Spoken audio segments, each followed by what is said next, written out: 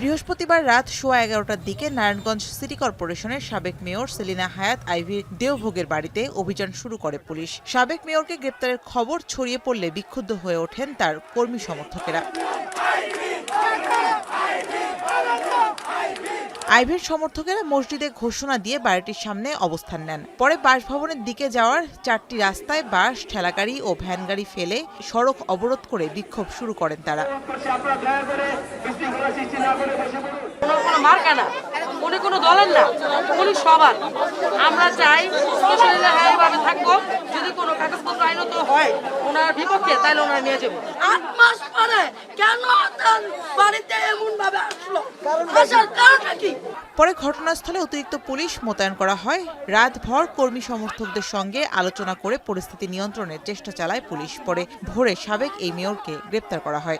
যখন নারায়ণগঞ্জবাসী একদম চুপ ছিল, কেউ কোনো কথা বলে নাই, তখন আইভী আওয়াজ তুলেছে। এই শহরের মানুষকে কথা বলা শিখিয়েছে, অন্যায়ের বিরুদ্ধে প্রতিবাদ করা শিখিয়েছে। আজকে সেই আইভীকে কিসের জুলুমে, কিসের কারণে, কি কারণে গ্রেপ্তার করা হচ্ছে আমি ঠিক জানি না। অতিরিক্ত পুলিশ সুপার জানান, বৈষম্য বিরোধী আন্দোলনের সময় 2টি থানায় হত্যা ও হত্যা চেষ্টা সহ 5টি মামলা রয়েছে তার বিরুদ্ধে।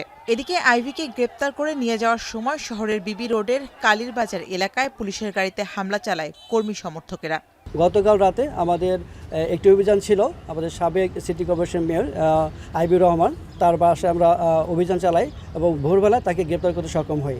তার নামে সিদ্ধিরগঞ্জ থানায় 3টি হত্যা মামলা এবং ফুতুল্লা থানায় একটি আদর্শ মামলা রুজু আছে। আমরা সিদ্ধিরগঞ্জ থানায় একটি হত্যা মামলা তাকে গ্রেপ্তার দেখিয়েছি।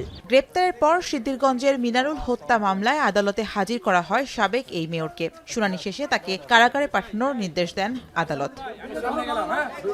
এখন নারায়ণগঞ্জ।